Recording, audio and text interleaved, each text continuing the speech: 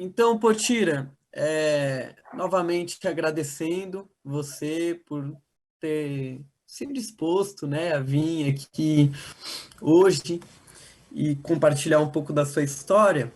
Eu quero começar assim com uma pergunta bem simples, né? Você dizer o local onde você nasceu, o seu nome completo e o local onde você nasceu. Eu sou Potira Teto Pinambá, nome de registro é Ivana Cardoso de Jesus. Eu nasci em Salvador, Bahia, na capital do estado da Bahia. Potira, agora eu vou fazer você puxar uma memória mesmo. Me diga qual é a primeira memória que você tem na sua vida, assim? Qual que é a primeira coisa que você lembra? Eu lembro muito da minha avó, que é sempre a minha referência. Eu não nasci na aldeia, mas sempre tive uma avó muito presente, né, que sempre esteve ali levando essa memória da resistência do povo e a memória da ancestralidade mesmo indígena, muito forte. Então, eu ficava sempre esperando as férias para poder ficar com a minha avó e poder caminhar pelas roças, como a gente chamava na época, para poder ter mais contato mesmo assim com a terra, né? Com o campo, com a floresta. Então, essa é a minha memória, assim, que eu sempre lembro, é estudar para passar de ano logo para poder ter férias e ficar com a minha avó. Então vamos aprofundar um pouquinho na sua avó, né? O que você sabe da história dela? Que momentos que momentos marcaram nessa convivência com ela? Bem, uma história muito dolorida, porque ela, uma indígena que teve que sair do seu território, sair da sua terra para viver em outro lugar, né? Fugir, na verdade, né? Para poder sobreviver. E chegou na cidade de Salvador, onde teve que inventar uma nova vida e aprender a viver naquele espaço que não era o espaço em que ela nasceu e que ela queria estar, mas que foi obrigada a sair devido aos conflitos, né, de terra. Então, assim, é uma história dolorida, secreta, né, que só ela sabe, e ela não está mais aqui com a gente, mas ela contava pouquíssimas coisas sobre esse passado, justamente para que os filhos não quisessem voltar ou não quisessem retornar para o seu lugar de origem, né? Então, assim, é uma história meio que escondida, meio que guardada por ela, assim, secretamente, mas que eu pude acessar aos poucos devido ao meu interesse, né?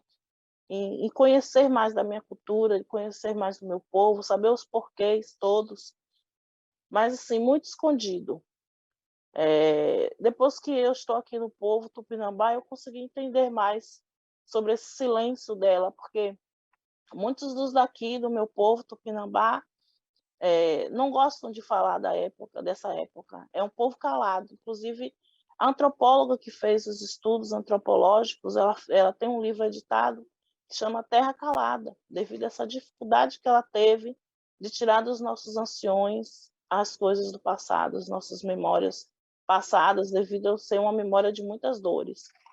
Então, eu tenho assim essa dor de não saber detalhes, porque ela não quis contar. Por medo, por dolorir, por ser doloroso para ela, né, o sofrimento que ela passou.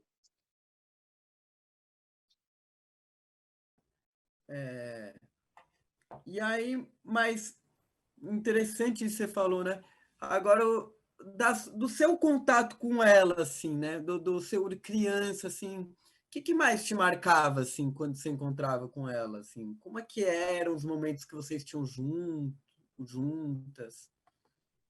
É visitar os parentes, né? Visitar as pessoas. A gente ia para o interior. Na época não era aqui, em Tupinambá, mas a gente ia para o interior chamado Irará, onde ela foi bem acolhida. E nas férias a gente ia visitar as pessoas. Eu ficava assim confusa, às vezes a gente andava um dia inteiro um dia inteiro de caminhada, naquela época não tinha ônibus fácil, andando por dentro de rio, passando por dentro de fazenda, para chegar numa casa e dizer, oi, eu vim te ver, dar um abraço e voltar.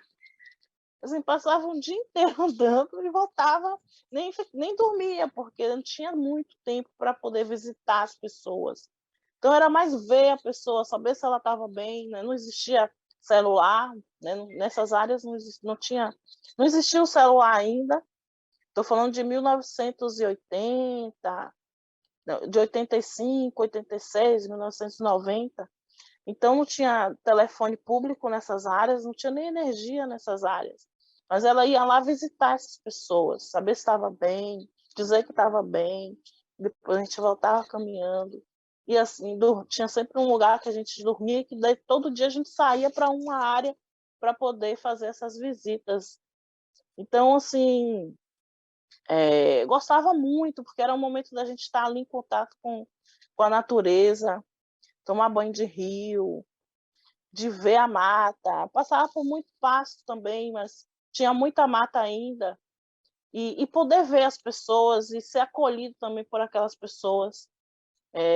Gostar de saber que a pessoa estava bem. Então, era essa rotina assim, dessas viagens. E também colher, né? Nos lugares onde a gente tinha o repouso, assim, de ficava mais dias, a gente plantava, ela colhia, fazia beiju, fazia vários tipos de beiju, bolachinha de goma, tudo isso para também presentear as pessoas. Ela fazia e quando ela ia até a casa, ela levava um presente desses que ela tinha preparado. E ganhava presentes também. Amendoim, feijão, farinha, ela ganhava de presente também. Era uma troca, né? Que ela fazia. Quer perguntar, Jahuri? Eu sigo aqui. Não, eu queria que você pudesse falar, se puder, Putira, o nome dessa sua avó, assim como o nome dos seus pais também. O nome da minha avó é Josefa e o nome da minha mãe é Indaiá Jaceguara. O nome do meu pai é Ivan. Meu avô, aí minha avó, né, conheceu o meu avô, né, em Salvador, que é um tupinambá, e todos os filhos deles, eles colocaram nomes indígenas. Isso para mim é marcante, eu até me emociono, porque assim, eu cresci ouvindo esses nomes. Minha mãe chama Indaiá, Jaceguara. Essas memórias me deixam muito emocionada, porque eu estou hoje aqui dentro de uma aldeia. Meu filho nasceu na aldeia. É uma oportunidade que eu não tive, isso foi tirado de mim. Então, assim, minha mãe é Indaiá Jaceguara, meu tio é Jaguareté Piraúna, Ubiracimoema, Uiaraí Camucé, Uiara Uiaracuí, Jandira Itaqué. Então, assim, eu vivi em volta dessa avó que não quis contar a sua história. Mas, por outro lado, eu tinha esse povo todo aí indígena, esses nomes indígenas, eles não se assumindo assim indígenas de fato, porque a minha avó não apoiava isso, né? Mas ela botou o nome dos filhos dela indígenas, e com o meu avô também, que era tupinambá. Minha avó, eu não sei a etnia dela, porque ela não contou. Ela não quis contar. E isso me deixou muito resistente, assim, me deu resistência, sabe? Por eu ter esses meus parentes ali mostrando uma história dolorosa, mas que tinha eles ali, minha mãe Indaiá Jaceguara, era para mim resistência. Não sabia nem o que era isso naquele momento, mas com 16 anos eu decidi fazer direito para que ninguém tivesse que passar pelo que a minha família passou, de ter que sair do seu território, da sua casa, né, para poder viver num lugar que não queria viver. Então, Poti, Então, a gente vai chegar nesse momento com certeza de você estudar. Mas conta um pouco melhor essa coisa da sua família ter que sair do lugar e morar em outro lugar. Como é que foi isso? Você nessa sabe? parte, não sei detalhes, foi uma coisa muito escondida, né? Eu sei que teve que sair fugida. Minha avó, eu não sei de onde foi que ela fugiu, nem. Ela nunca contou pra gente. Eu era muito criança quando ela faleceu, eu nem tinha ingressado ainda na universidade, estava ainda estudando para secundarista ainda, né, para poder ingressar na universidade. Então, eu não tinha a mesma consciência que eu tive depois, né, desse meu processo mesmo de retornar, de querer realmente buscar a história e de fazer esse resgate mesmo da história da minha família e da minha ancestralidade, de fato. Está muito assim, muito. Só naquelas contações de história, meu avô era um contador de história, então ele contava muitas histórias, e algumas eu nem acreditava, todo mundo fala, seu avô é mentiroso, contar muita história mentirosa. Só depois de adulta foi que eu vi, não, aquela história que meu avô contou não é mentira, porque eu vejo outras histórias sendo contadas também, né, em outros territórios que eu já passei, sobre essa questão da resistência indígena e dos conhecimentos tradicionais. Mas, assim, é uma história que eu não sei de dizer, porque não foi contada para a gente. Ô, Potira, Esse medo, né? Sim. você consegue recordar, lembrar um pouquinho, contar para a gente alguma história dessa que o seu avô contava? Que É, tipo de história era essa? tem muito tempo, mas deixa eu ver se eu lembro alguma. Dessas histórias do mato, né, de caçadas, de se perder no mato, de precisar usar as ervas para poder. Sempre que entrava na mata, tinha que botar uma ervinha para os seres, né, da floresta, para poder não se perder. Que ele passou dias perdido no mato por não ter seguido, né, essa tradição aí de pedir licença e de se conectar com aquele espaço e deixar um presentinho para os seres da mata, né, que ele passou dias na mata perdido. Essas histórias assim. Eu mesmo já fiquei perdida também, Como foi pertinho que aqui você da ficou aldeia. perdida? Conta essa história aí pra gente. Eu fui para um lugar aqui perto, eu moro perto da praia. E aí, na frente aqui tem uma área só com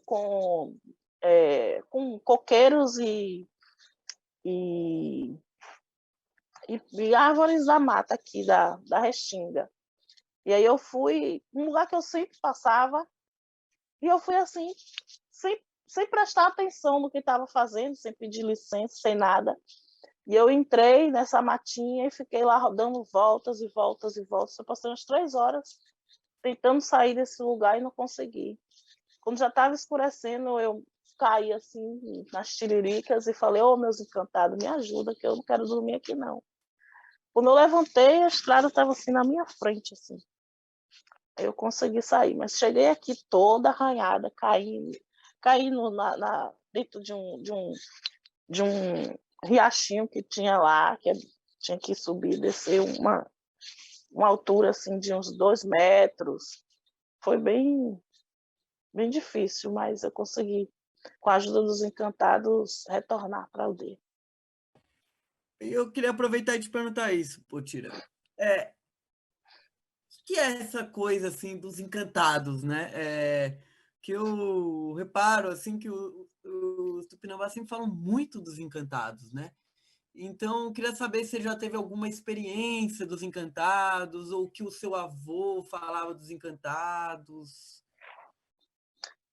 Não, meu avô não falava muito dos encantados. Minha avó, né, ela rezava, então ela falava um pouco, né, sobre os encantados.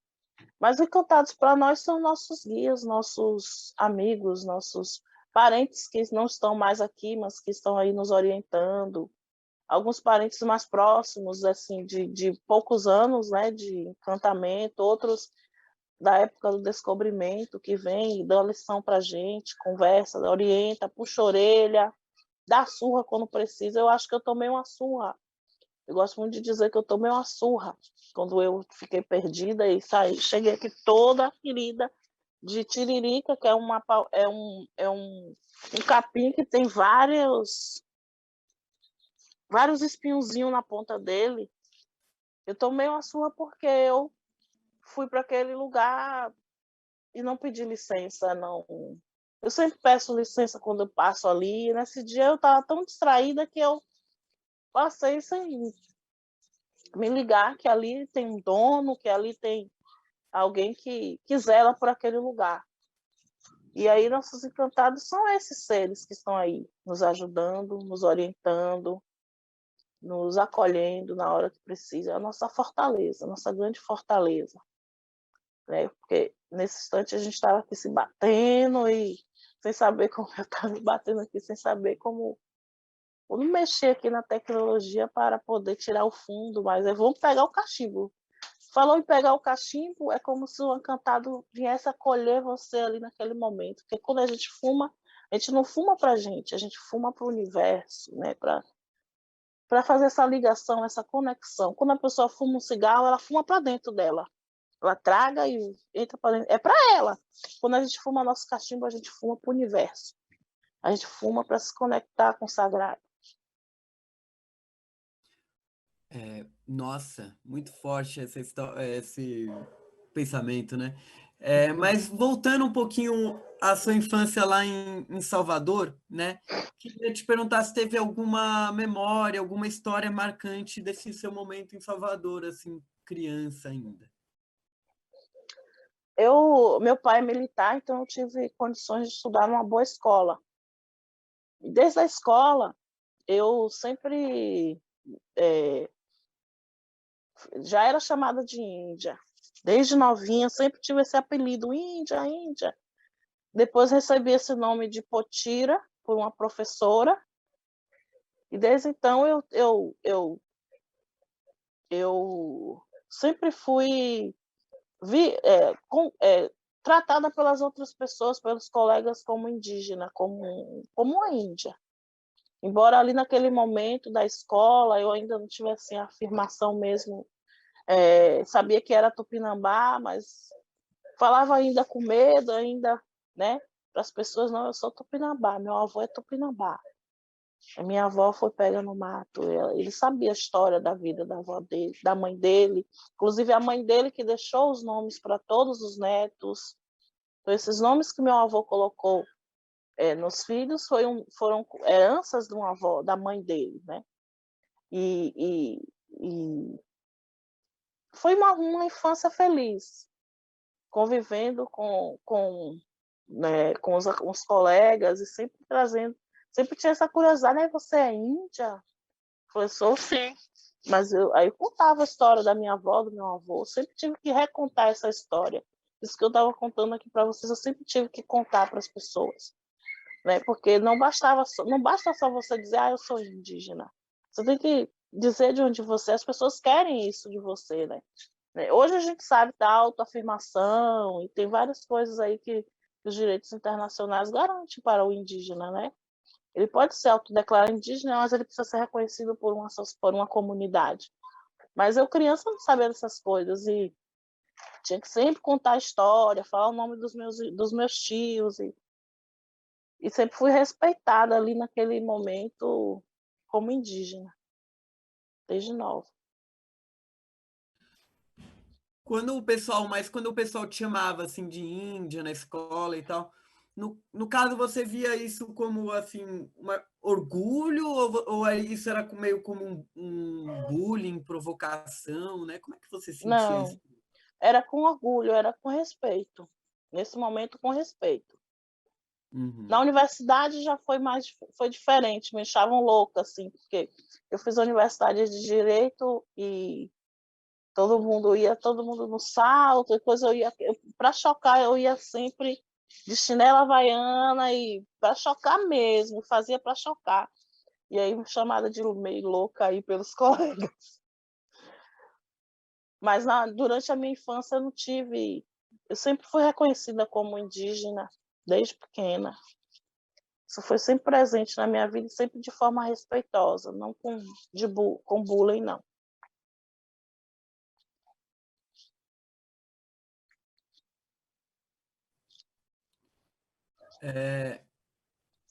E aí, eu ia te perguntar assim também, o que você falou, não falou muito do. Você falou que seu pai era militar, né? Como é que era a relação com o seu pai e com sua mãe? Uma relação ótima. Meu pai, embora seja militar, não é desses militares linha duras, machistas, né? A gente sempre teve voz, sempre teve vez e voz dentro de casa para expressar nossos sentimentos. Minha mãe é muito feminista, então a gente vem mesmo desse berço da gente ter voz. Minha mãe sempre teve voz dentro de casa e meu pai sempre foi uma pessoa que... Meu pai também é indígena, é Tupinambá também, da ilha de Taparica, né? Embora o povo da ilha de Taparica não esteja, né, levantado, mas historicamente é área Tupinambá.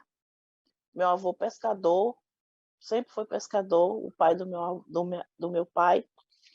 Então, meu pai sempre foi um conciliador, sempre de conversar, tudo que nós fizemos, todas as decisões tomadas na família sempre foram dialogadas com todos. Sempre foi muito democrático, embora seja militar, mas não era linha dura. Tá. E Potira, então eu particularmente eu gosto de ficar assim 1h30 só na infância, né?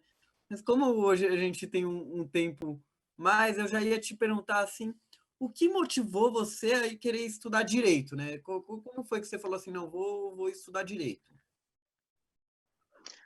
Ah, nessa minha busca aí de conhecer mais da história da minha família, foi aí que minha avó pôde contar um pouquinho de ter que sair, de ter que chegar na cidade de Salvador, inventar um nome, porque não tinha nem registro de nascimento, nem nada.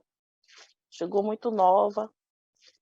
E eu me indignei muito com isso, porque eu foi tirada da minha família a possibilidade de nascer dentro do seu lugar no mundo, né? Eu nunca me senti bem estando em Salvador. Eu nunca me senti bem estar naquele lugar ali.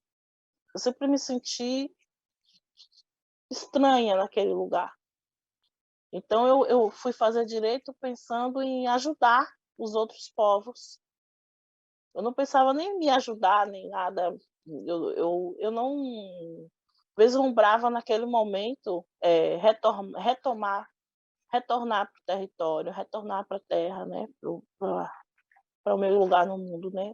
Que eu teria esse lugar no mundo dentro de uma aldeia também, mas que eu queria ajudar que nenhum outro povo tivesse que sair do seu território devido às injustiças, né? E proteger mesmo os povos indígenas, proteger os territórios indígenas. Foi essa a minha motivação. Quando eu tinha 16 anos, eu decidi fazer direito. E aí, como é que foi o ingresso na universidade? Eu prestei vestibular, né? Não existia cotas nessa época. Também, se tivesse, não poderia participar, porque sempre estudei em colégio particular. Entrei na Universidade Estadual de Feira de Santana. Na época, eu passei também na Universidade Federal, lá em Salvador, mas a minha opção foi ir para o interior, para ir para um lugar onde eu pudesse desacelerar também, um lugar onde fosse novo para mim, para aquele novo momento da minha vida. Então, eu fui para uma cidade que eu nem conhecia, né? Uma cidade do interior, é 1h30 de Salvador, é perto, mas e também por esse meu sentimento de não estar bem em Salvador, não me sentir bem naquela cidade. E fui fazer aí essa aventura aí nessa nova cidade, fazendo um curso de Direito. Foi bem difícil para mim o início, me adaptar, estar sem a minha família, já que a gente sempre viveu muito junto e unido. E Mas eu tinha essa missão, né? Para mim foi sempre uma missão. Tanto que eu não durante os 5 anos que eu fiz universidade, eu não criei grandes laços de amizades. Eu tinha uma missão, eu tinha um foco que era estudar e ajudar os povos indígenas. Então, a minha vida era estudar. Todos os livros da biblioteca que tinha a palavra índio, eu estudei, eu li durante o meu percurso na universidade. E fora as matérias, né, que tinham durante a universidade, eu sempre questionei por que a gente não estava ali também na sala de aula, só tratou do termo do indígena na disciplina de direito constitucional rapidinho, né, ao falar do 231, 232. E por isso que eu sempre quis chocar a universidade. Então, às vezes eu me deitava na grama e ficava deitada na grama, mas para chamar a atenção das pessoas para essa necessidade de se pensar também nesse diferenciado. Claro que eu não tinha a força que eu tenho hoje. Claro que eu não tinha... hoje eu tenho a força dos meus parentes, então eu tenho como lutar muito mais forte do que naquele momento sozinha, numa cidade sem nenhum parente assim consanguíneo, com pessoas totalmente diferentes de mim, e fora o preconceito, né, de ser indígena. Então, assim, eu não fiz grandes laços de amizades durante a universidade, nem com professores e nem com colegas. Eu fiz a minha militância e aproveitei a oportunidade de estudar e de aprender. Potira, você tinha comentado que a sua avó, ela não viu você ingressar na universidade, mas ela sabia que você queria estudar direito. Queria saber se a sua avó sabia do seu pensamento sobre o que você estava Sim, querendo fazer na sua vida. E sim. também te perguntar se você foi a primeira pessoa da sua família a entrar na universidade, a se formar na universidade também. Minha avó soube, sim, da minha decisão, ela estava viva ainda, e ela não ficou feliz, assim, porque ela tinha muito medo. Hoje eu entendo isso, eu entendo os motivos dela, né? Ouvindo outros relatos de outros anciões daqui, né? De outras pessoas que também tiveram que sair do seu território. Então ela tinha muito medo, eu entendo hoje. Ela não festejou, ela ficou sabendo e ficou normal para ela, era normal, eu não sei se dentro dela ela ficou feliz, ou eu não sei, porque é muito calado essa questão, era muito escondido mesmo. Eu não sou a única a ter ingressado na universidade. Nessa época, meu irmão já tinha ingressado, já estava, inclusive, se formando, né? Recém-formado ou se formando. E da minha família foi a segunda, da minha família assim, central, meu irmão primeiro, depois eu. Eu tenho uma irmã também, que entrou também nessa mesma universidade, depois aí a gente começou a viver juntas, né, lá, uma apoiando a outra. Mas eu não fui a primeira, não. Estou perguntando Sim, como foi entrar na universidade para você, assim. Você comentou que na escola em Salvador, né? O pessoal sempre chamou de índio ou indígena, mas isso não era negativo, era uma coisa positiva, com uma orgulho. honra para mim, era uma honra. Na universidade, eu já cheguei como potira, né? Porque eu comecei na escola recebi esse nome de uma professora, e isso com 10 anos de idade. E na universidade eu já era potira, eu não me apresentava como Ivana, eu sempre me apresentei como potira. Então, embora exista esse preconceito, assim, não era um preconceito é, de fazer bullying, esse tipo de coisa, mas assim de invisibilidade mesmo, porque eu estava ali na universidade, né, querendo trazer a temática indígena para os momentos ali, né, das aulas e das conversas, né? Lembrar para todos e todas ali que existe um povo que tem direitos e que dentro da universidade estava totalmente invisíveis. Talvez eu tenha sido a primeira indígena a ingressar nessa universidade. Talvez eu tenha sido a primeira indígena a se formar em direito nessa universidade. Mas essa universidade não me acolheu, né, como uma indígena, que precisava também ser... Não que eu precisasse de nada financeiramente, porque minha família conseguia me manter, mas que me desse o apoio, né, enquanto indígena, né? Esse reconhecimento, na verdade. E muitos colegas também eram pessoas da elite, né? Eu fui da segunda turma de Direito, uma turma que tinha assim, um alto nível de os estudantes, assim, pessoas que vieram das melhores escolas, né, da Bahia. Eu também tive a oportunidade de estudar em uma das melhores escolas. Meu pai sempre prezou muito pelo nosso estudo. A gente tinha muitas dificuldades financeiras, embora meu pai fosse militar. A gente não tinha as mesmas coisas que os meus colegas tinham, né, na escola, mas tinha estudo, tinha comida dentro de casa e tinha livros para estudar. Então eu pude concorrer de igual para igual com esses colegas, né, da elite. E a elite sempre oprimiu os indígenas. Eu também fui oprimida ao me identificar como indígena na universidade por esses colegas. Mas eu não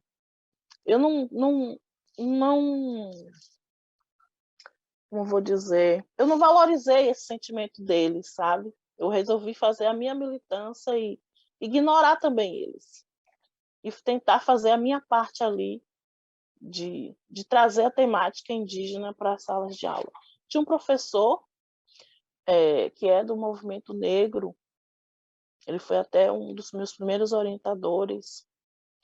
Então, assim, eu tinha pelo menos uma esperança, né, de, de, de ter ali um professor que era militante social pelo movimento negro. Depois eu tive um professor que era advogado da Associação de Advogados dos Trabalhadores Rurais, que foi o meu último orientador, que me orientou mesmo na monografia. E também eu fui acolhida por esse professor. Então, eu tive assim, 2 professores que eu podia conversar com eles sobre as questões indígenas, aprender também com eles, né, sobre ter esse momento dentro da universidade de conversar sobre o que tinha me levado ali para aquele espaço. Então, depois de um tempo, quando eu já estava no final, já para terminar, né, na monografia, alguns colegas começaram a até falar: "Oi, Ivana, eu vi um livro que tem a questão indígena, eu vou na biblioteca", porque eles sabiam que eu sempre estava na biblioteca.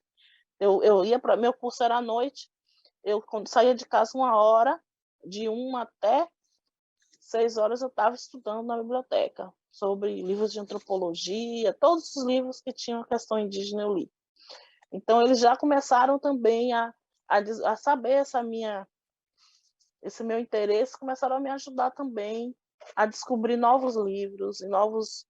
Naquela época não tinha internet tão fácil, eu também usava a internet da universidade para fazer pesquisas. Entrei em contato com a instituição que estava se fundando naquela época, chamada Tideuá, que depois eu vim fazer parte dessa instituição, que também me deu assim uma esperança, né?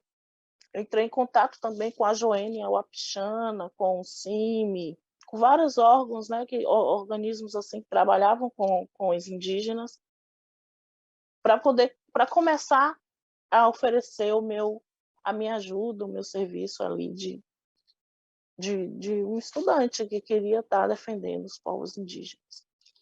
Mas muitos dos meus colegas, para muitos dos meus colegas eu era invisível. Por isso que eu ia por isso que eu queria chocar, eu queria, e aí eu ia de chinelo, com roupa rasgada, mesmo tendo sapato bom, mesmo tendo roupas boas, eu queria chocá-los ali para ser vista por eles. Hoje eu entendo que eu estava ali querendo ser vista, porque eu queria dialogar com eles, eu queria conversar com eles sobre as injustiças, que eu queria conversar com eles sobre os direitos indígenas, que precisavam estar ali também na academia sendo pensados. E a minha forma era chocando, né? Consegui alguns colegas que me ouviram. Sim.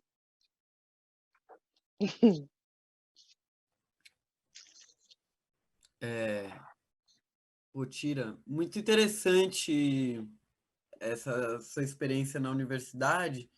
Queria te perguntar se tem mais alguma memória forte da universidade, algum pensamento que você gostaria de partilhar? Senão eu já ia entrar na TDUA. Não, tá bom. Assim, eu não tenho muitas memórias porque a minha memória é o estudo, é o que eu aprendi ali nos livros e, como eu disse, eu não criei amizades assim dentro da universidade. Eu terminei a universidade, eu nem fiz a colação de grau junto com meus colegas, né?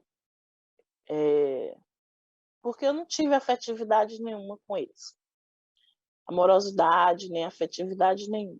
Passei somente como colegas e pronto. E Depois disso, eu encontrei alguns que estão dentro de movimentos. Já estando aqui dentro do território Tupinambá, encontrei um que faz parte da Pastoral da Terra.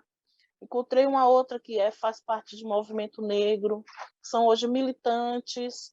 E nesse momento que a gente se reencontrou, a gente pôde conversar de igual para igual. Mas naquele momento eu não tinha tido nenhum tipo de afetividade com eles. bacana. E qual foi o primeiro trabalho que você começou a ter efetivo assim? Em 2002, eu estava na universidade ainda, eu entrei em contato com essa instituição chamada TDUA, que estava nascendo. E aí eu marquei uma reunião, fui para Salvador e conheci o projeto, conheci a instituição.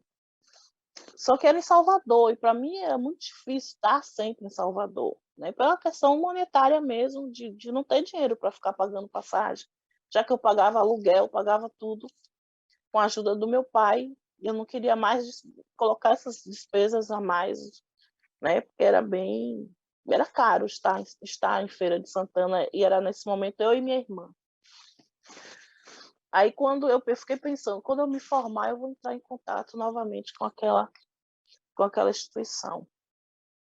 Aí em 2015, ou 2005, 2004 eu me formei, em 2005 fiz a minha OAB. E eu me ofereci para trabalhar, para poder ser voluntária nessa instituição, TDUA. E a minha primeira missão foi ir para uma retomada. E a minha primeira missão foi ir para essa. Estava tendo o povo Pataxó Ranran, que fica em Pau-Brasil, uma série de retomadas.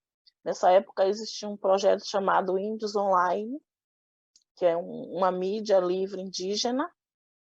E aí eu já fui com essa missão de estar assessorando a comunidade nessa parte da documentação e da divulgação do que estava acontecendo lá. E fui como voluntária para estar nessa retomada. Eu nem sabia o que era retomada, nunca tinha ido assim em comunidade indígena, mas aceitei o desafio. Botei a mochila nas costas, uma sacolinha de itens de alimentação, fui bater lá na retomada.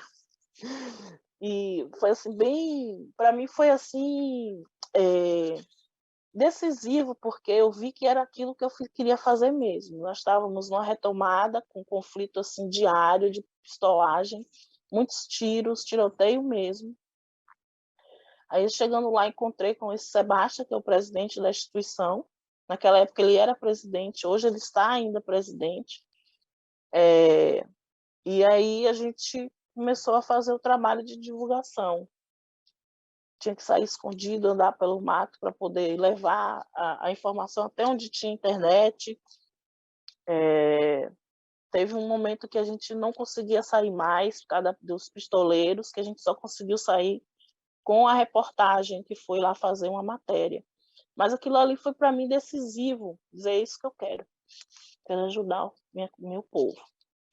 Foi assim um divisor de águas para mim estar naquele ambiente, embora perigoso, com risco de morte, porque era tiroteio todas as noites, a partir de tarde começava e até o outro dia de manhã.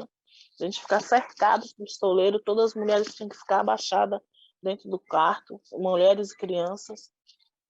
Mas para mim foi decisivo. Essa primeira missão que eu tive, para mim foi, é isso que eu quero ajudar meu povo.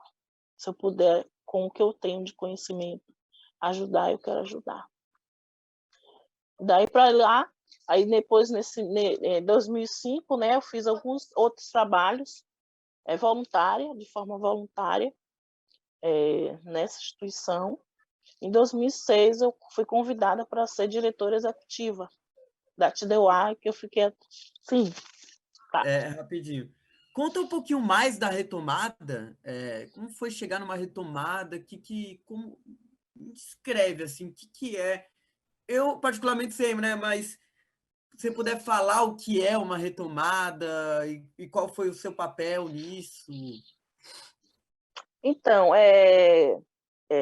o povo Pataxó Ranran tinha uma ação civil ordinária, que já tinha, eu não lembro nessa época quantos anos tinha, mas devia ter mais de 20 anos essa ação, para nulidade de títulos. O Estado brasileiro, o Estado da Bahia, pelo governador na época, ACM, doou terras dentro da área indígena para os seus parentes, seus amigos, e aí existia uma ação de nulidade de títulos, para que esses títulos fossem anulados, porque era ilegal, já que ali já existia uma demarcação de terra, era uma área demarcada que foi doada para terceiros. E aí, nesse processo de luta para poder pedir agilidade nesse julgamento, nessa ação, faziam-se retomadas. Nesse momento era a retomada das alegrias, foram 10 fazendas retomadas, um corredor, né, um ramal onde tinham várias fazendas. 10 delas estavam retomadas, assim, uma do ladinho da outra. Eu não sei dizer quantos quilômetros, mas na época que a gente caminhava, dava 2 horas de caminhada para poder chegar de uma ponta a outra, né, pela estrada. E nesse momento eu fiz a documentação, então fiz entrevistas, fiz matérias, né, peguei depoimentos, a partir de documentar mesmo o que estava se passando lá, para poder chegar na base onde tinha internet, transcrever, né, o que havia sido feito ali de depoimentos e postar na internet para que fosse divulgado o que estava se passando lá. Fotos, áudios, vídeos e texto. Então, era essa parte mesmo de documentar. E também, naquele momento, eu não tinha muito... Meu filho está chegando. Naquele momento, não tinha muito... a prática jurídica, né, para poder orientar de forma jurídica, mas era respeitada por todos lá, que como uma aliada, uma advogada que estava ali para somar.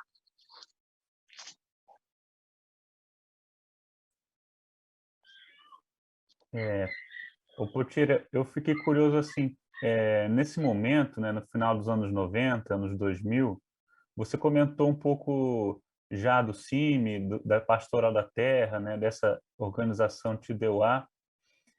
Tinha outras organizações indígenas que você recorda de serem alguma referência para o seu trabalho, né? Hoje tem mais, eu acho, né? Não sei como era naquela época, né? Hoje tem uma articulação de organizações indígenas muito mais aprofundada, né? Dos anos 2000 para cá. Eu queria saber Sim, como você, se tinha isso, se isso era uma referência também para o seu trabalho. Você já comentou da Joênia, desde lá como uma referência também, né? sim. Nessa época eu tinha o CIMI, nas minhas pesquisas aparecia o CIMI, aparecia a COIAB, e apareceu a TDUA, não aparecia a PIB naquela época, não sei se já existia, não sei te dizer isso, e foi a COIAB, né, por aí que eu acabei entrando em contato com a Joênia, o Apixana. Quando eu me formei, eu mandei um e-mail para ela, me oferecendo como voluntária, porque ela já estava atuando lá como advogada, né, e eu lembro que ela me respondeu algo como se eu quisesse ir, que eu poderia ir e ficar lá como voluntária junto com ela, mas eu teria que pagar todas as minhas despesas e tal. Nessa mesma época eu recebi esse convite da TDUA, foi assim uma coisa bem uma próxima da outra, e era bem mais barato para mim naquela época, eu não tinha emprego, precisava da ajuda dos meus pais para poder pagar tudo, e até ficar na Bahia mesmo, né? Do que ir para um outro estado.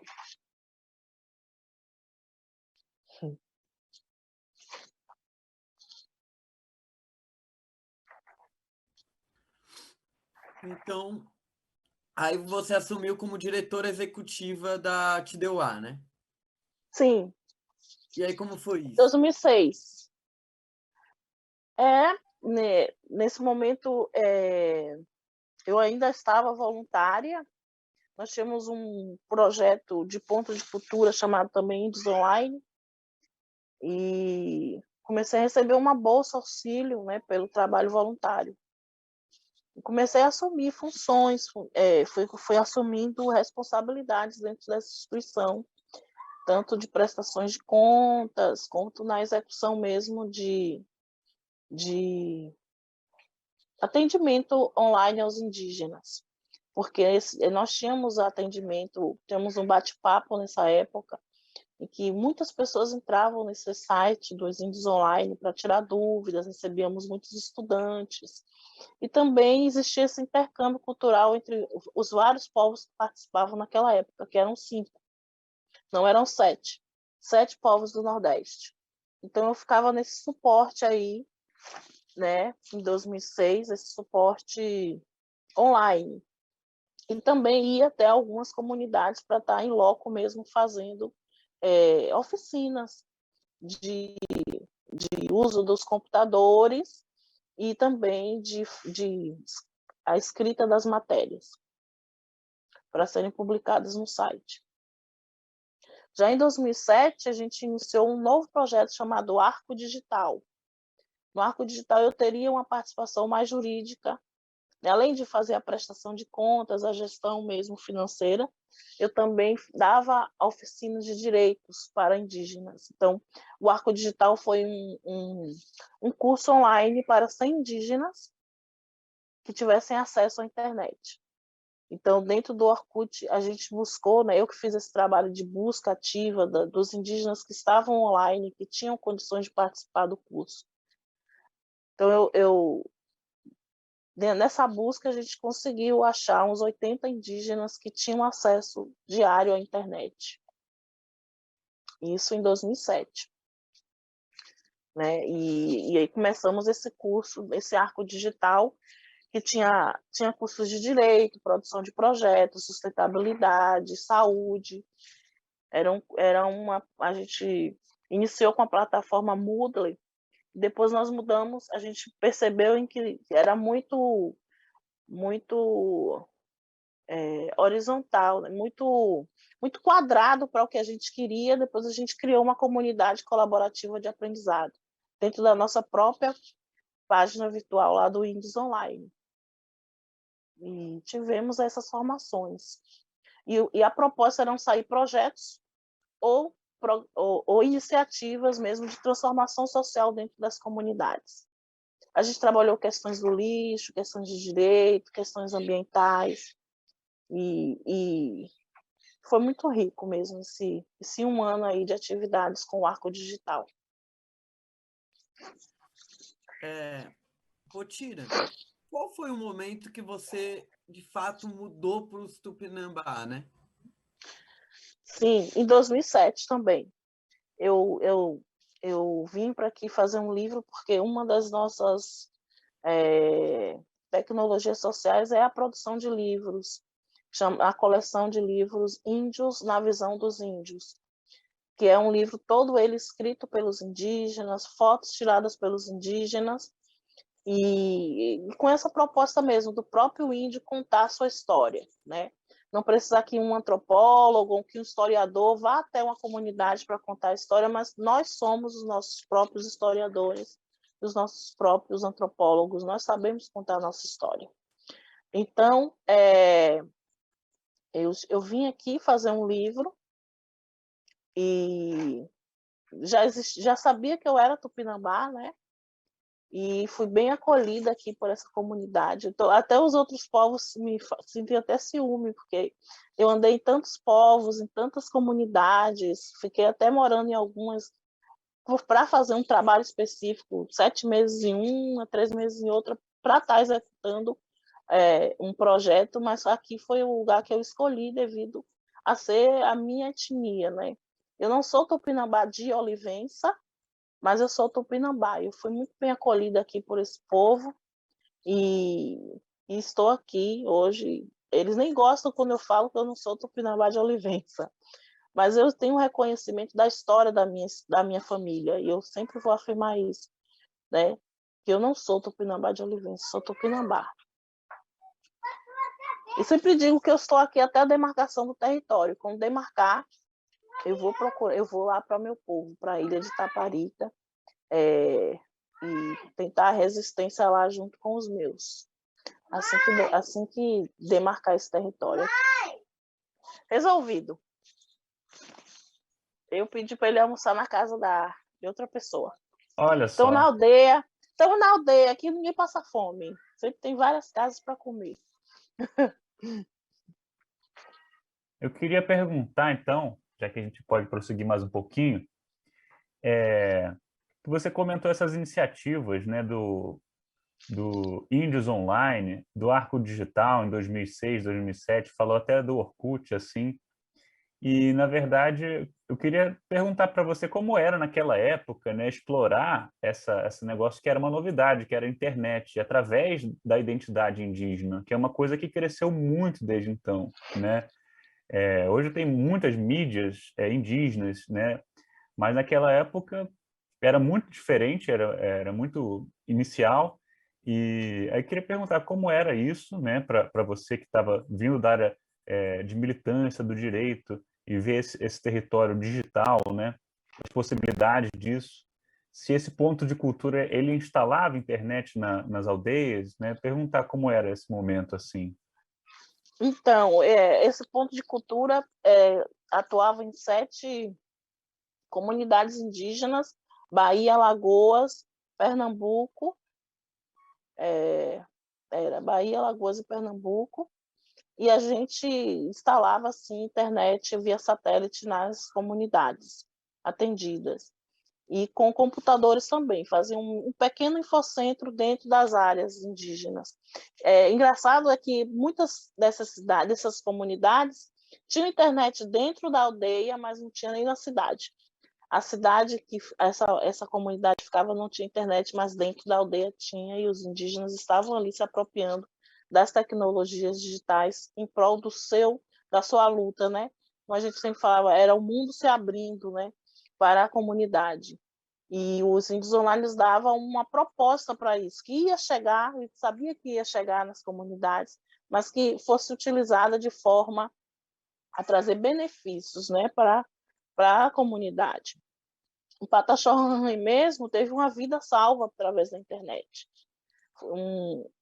Uma pessoa foi picada por uma cobra e pela internet mandou mensagem no bate-papo lá do Índios Online que a gente conseguiu acionar a saúde indígena, que na época era a FUNASA, para poder socorrer esse indígena que estava lá já quase morrendo, né, sem poder sair da comunidade, porque não tinha transporte.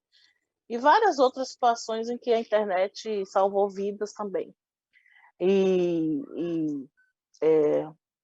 eu ficava muito feliz em ver o uso que estava sendo feito ali da internet pelas comunidades, né, pelos povos, pelos jovens, jovens muito comprometidos, muitos jovens hoje que hoje são comunicadores, passaram pelos índios online, passaram por esses momentos nossos aí de formação.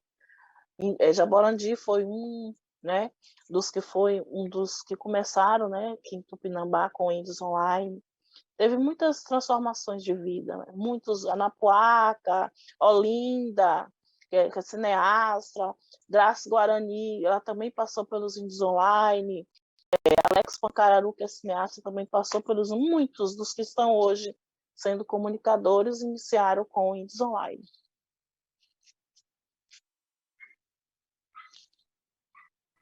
Que era uma rede, era uma comunidade no um, Orkut?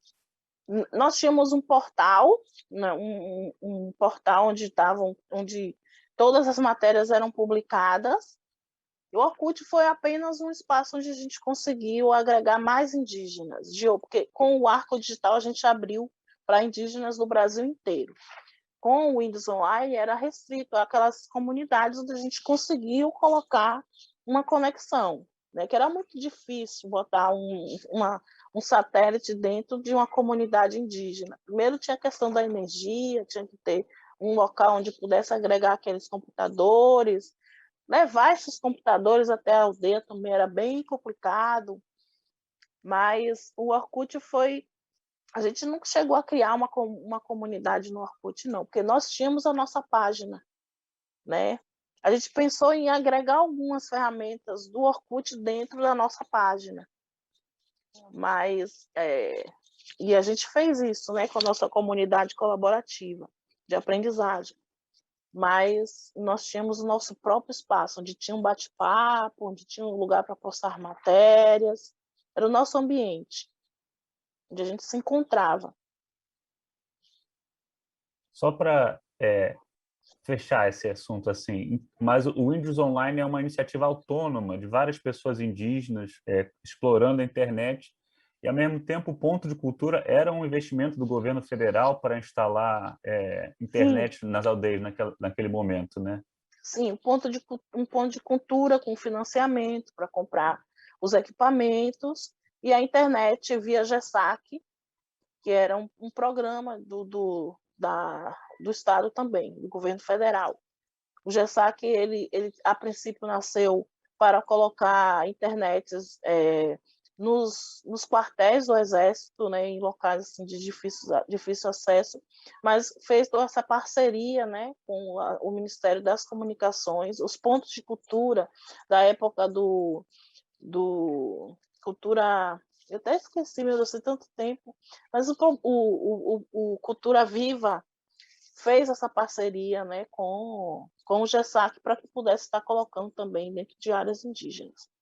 E aí a gente está pentelhando todos os dias o Ministério das Comunicações para colocar as antenas dentro das áreas. Aqui mesmo no meu povo nós temos ainda, né, antena via GESAC e vários outros.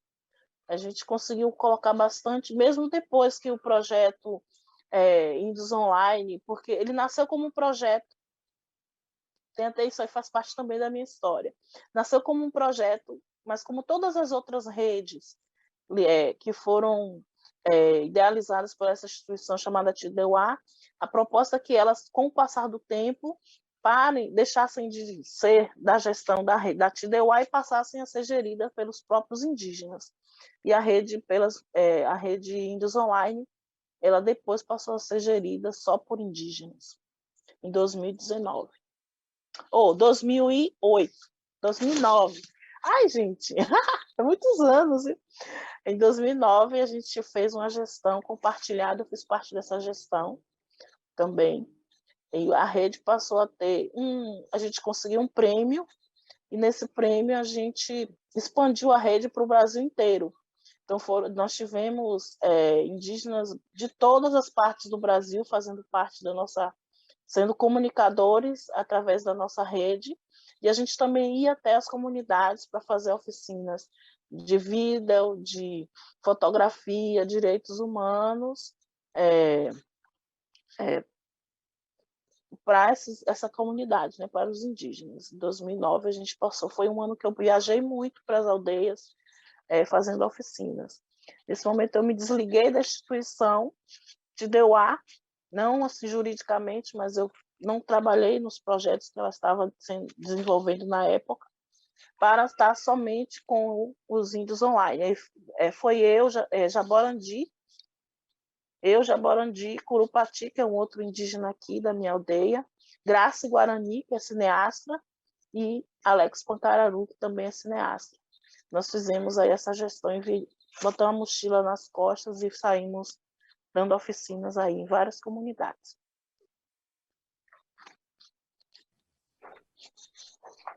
E aí, você quer partilhar um pouco de... Teve alguma coisa marcante nessas oficinas para você? É muito, não assim, marcante não, somente ver hoje que muitos daqueles jovens, né, que passaram por nossas oficinas, hoje estão aí nas mídias, né, estão aí comunicando, né, de forma independente. Eu fico vendo os rostinhos dele, passou pela oficina, que legal, estou feliz, vibrando. Eu vibro sempre que eu vejo os meus parentes aí nas redes comunicando, né? Porque foi um processo assim bem difícil, né? Devido a essa dificuldade de acesso, mas que hoje esse boom tecnológico dá esse acesso, né? A, a, a esses comunicadores poderem estar passando a nossa verdade, né, extrapolando as nossas aldeias e chegando até a cidade, até as pessoas que têm interesse em saber das nossas verdades, né? E não só as verdades que são passadas pela mídia, que é opressora, que nos oprime. Mas aí, Potira, quando chegando no Tupinambá, aí você decidiu ficar no Tupinambá, como é que foi isso? Você falou assim, vou ficar aqui, né? Sim, eu sempre falava que eu queria passar um ano em alguma comunidade para viver aquele cotidiano, né? Abandonar tudo. Então eu fiz isso. Eu passei um ano, eu nem falava com a minha família nessa época, eu passei um ano sem dar notícias à minha família. Então eu comecei a viver aqui do artesanato. Eu passei um ano afastada de tudo, foi o ano de 2000 final de 2007 e 2008. E que eu vivi realmente do artesanato, né, vivendo esse cotidiano mesmo aqui da comunidade.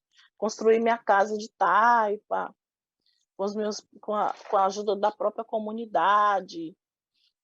Não tinha móveis, ia catar madeiras num hotel aqui que tem um lixão, que a gente chama de shopping. Então, assim, eu vivi um ano mesmo como todos os meus parentes vivem aqui. E vivendo, trabalhando hoje para ter o que comer amanhã. Uma realidade totalmente diferente da minha, que vinha da classe média, onde tinham os pais assim, super provedores, né? Mas, assim, foi muito importante para mim, porque também foi um marco nesse momento de dizer que era isso que eu queria para minha vida. E aí, como é que era lá, aí, no caso, né? Você chegou, estava tendo os processos de retomada? Sim, Como eu que era vim aí? morar numa retomada.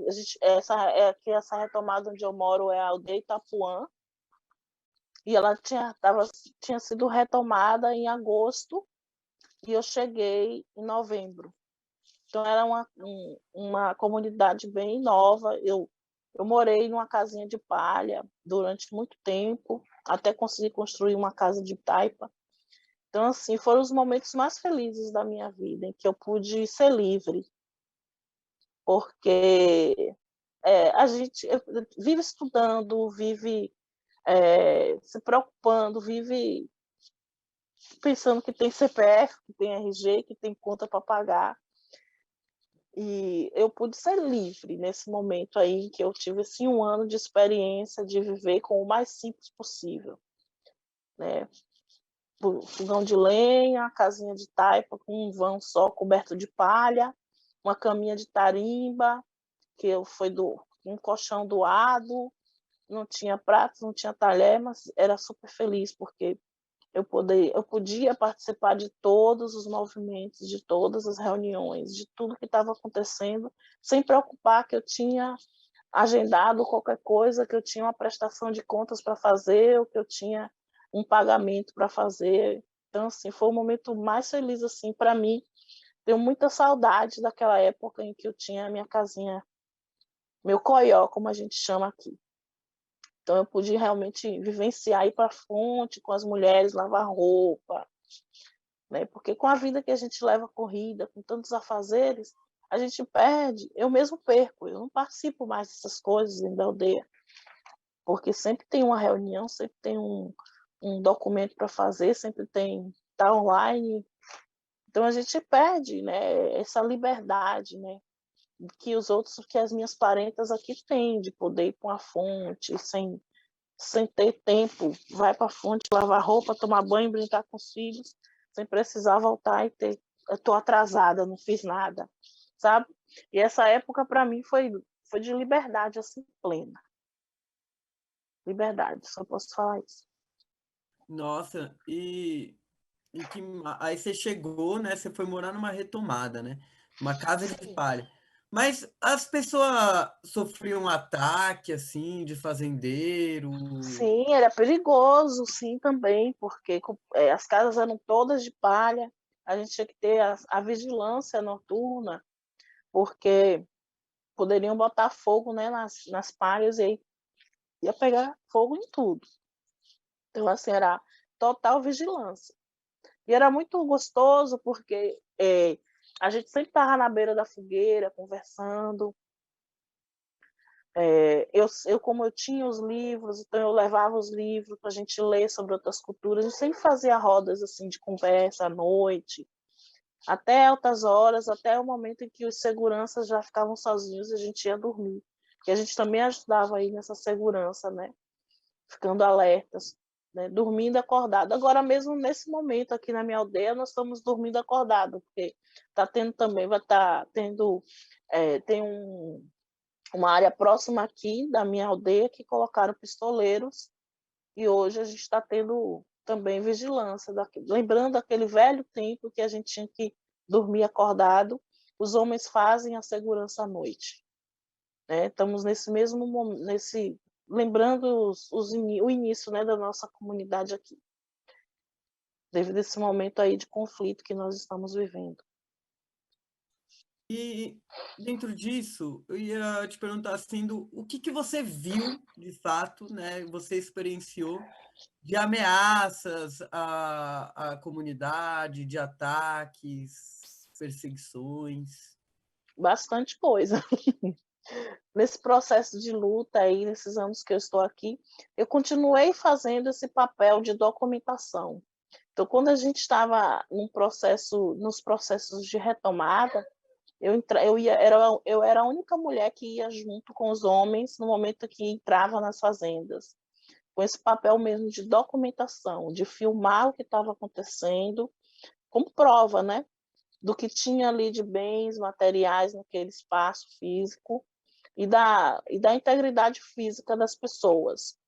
Então, passei por alguns momentos bem assim difíceis mas sempre protegida, né, pelos os guerreiros, mas momentos assim que marcaram assim minha vida de, de tiros mesmo, de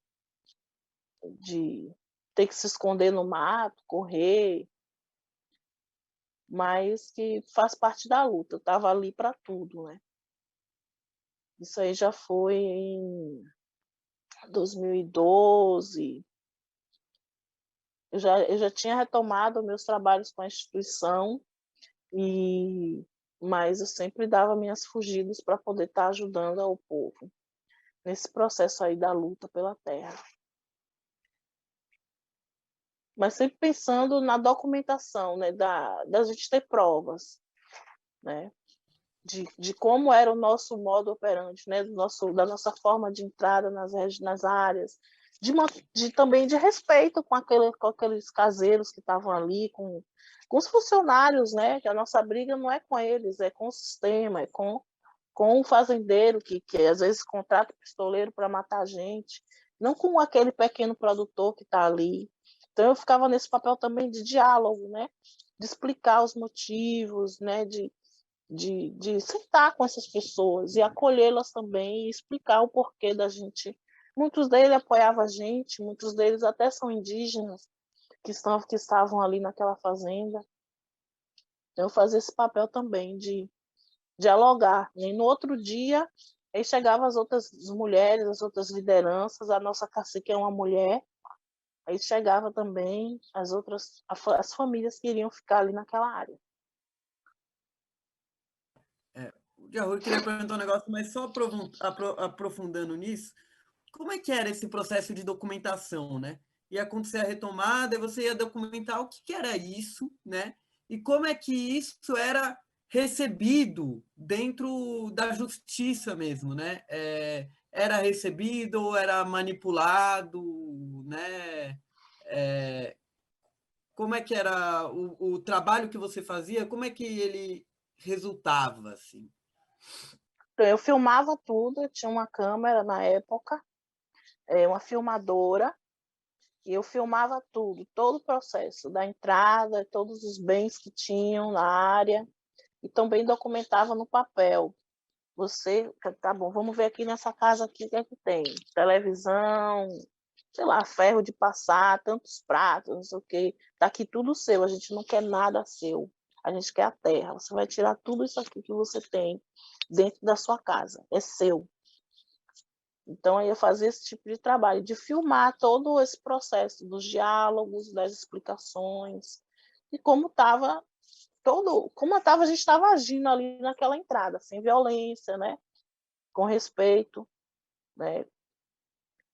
Nessas retomadas que eu tive esse papel de documentação, felizmente a gente não teve nenhum conflito assim eminente de tiros nem nada. A gente sempre entrava depois de um ritual, a gente sempre se reunia antes, fazia o nosso ritual de proteção, né? Sempre muito orientado, todos os que estavam ali, sempre bem orientados de como agir, né? Com respeito. Eu sempre, como estou presente, eu sempre gosto de frisar essa questão de que eles não são nossos inimigos, mas é o sistema, é o fazendeiro que não está ali naquela área, naquele momento, porque a gente faz uma pesquisa antes também, de qual é o melhor lugar por entrar, não é uma entrada aleatória, né? Existe uma pesquisa, existe todo um processo anterior de a gente fazer uma retomada. Mas isso não era divulgado em lugar nenhum. Essa documentação era nossa. Ela podia ir até no momento depois da entrada, depois da gente ocupar o espaço, na reintegração de posse. Eu fui processada por fazer esse trabalho, fui processada. Tive ganho de causa, mas fui processada justamente por filmar um dos fazendeiros. Ele processou por direito de imagem. Mas depois ficou tudo ok, porque eu estava ali representando uma mídia, um meio de comunicação indígena. Porque eu postava também, às vezes, algumas coisinhas, um resumo daquela retomada, eu postava alguma coisinha ali no Windows Online. Mas a grande parte dos documentos ficava em off para a gente. E tinha um negócio também, por exemplo, tinham interesses da especulação imobiliária, de fazenda de cacau, de interesses maiores assim na terra? Sim, áreas de fazenda de cacau, essas áreas das retomadas. Pessoas influentes, políticos influentes. A gente está aqui na área do cacau, dos fazendeiros, dos coronéis, né, do cacau, que se acham ainda o dono da cidade, o dono do poder. Embora falidos, eles ainda acham que que mandam na cidade. Então a gente está aqui brigando E com aí, esse como é tipo de que pessoa. era esse enfrentamento, né? Tipo, como é que era você, Potira, né? Ali morando na casa de palha, né? lutar com um fazendeiro de cacau que é ligado com um político influente. Com a comunicação, né? É que a gente era chamado de suposto índio, de ovo da serpente, de vassoura de bruxa, e a gente contrapunha todas essas coisas através das nossas matérias, das nossas divulgações. Sempre que passava uma matéria na televisão falando da gente, a gente botava uma outra contrapondo aquela dali. Então foi um trabalho assim de muita militância, de mediativismo nosso nesses momentos, né, de estar super atento a todos os blogs. Eu ficava muito atenta aos blogs que eram financiados aí por esses fazendeiros para poder contrapor, né, o que eles estavam ali divulgando, as mentiras que eles estavam divulgando, com provas, né, com evidências, né, porque tudo estava sempre filmado e documentado. Jahuri, quer perguntar algo? Dentro dessa perspectiva que você está trazendo, Putir, eu fiquei assim muito pensando assim que você contou que sempre sonhou em passar tempo, esse 1 ano que virou vários anos agora desde que você foi morar aí na aldeia Itapuã, que você falou dessa liberdade, né? Mas ao mesmo tempo eu senti que essa liberdade ela teve um custo, digamos assim, né? De você dormir acordado, né? Que nem você falou assim. Eu queria que você pudesse descrever um pouco como é esse estado, né, de, na verdade, ser um tupinambá de Olivença, na verdade, né, que é você poder desfrutar dessa liberdade, mas ao mesmo tempo você ter que estar desafiando grandes poderes, né, locais, né? É uma coisa um pouco, uma liberdade com seus custos, assim, né? Queria que você pudesse tentar traduzir um pouco desse sentimento, né, de uma coisa que você desejou na sua vida e você foi aprendendo agora já tem um bom tempo, né? Sim, com certeza. Eu tenho muita saudade ainda daqueles momentos, embora mais difíceis assim, da questão mesmo de sobrevivência, assim, uma sobrevivência muito difícil, porém feliz, porque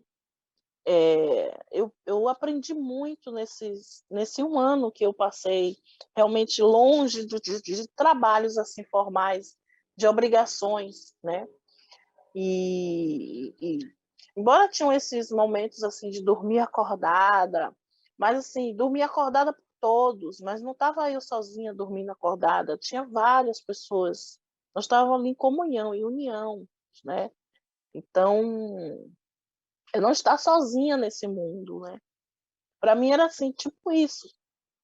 Embora eu fosse acolhida, né, pela minha família, acolhida, quando eu decidi ficar aqui, meu pai todos os dias perguntou, depois que eu retomei o contato com eles, que eu passei 1 ano realmente sem falar nada com eles não tinham notícias minhas, justamente porque eu queria mesmo vivenciar aquilo ali.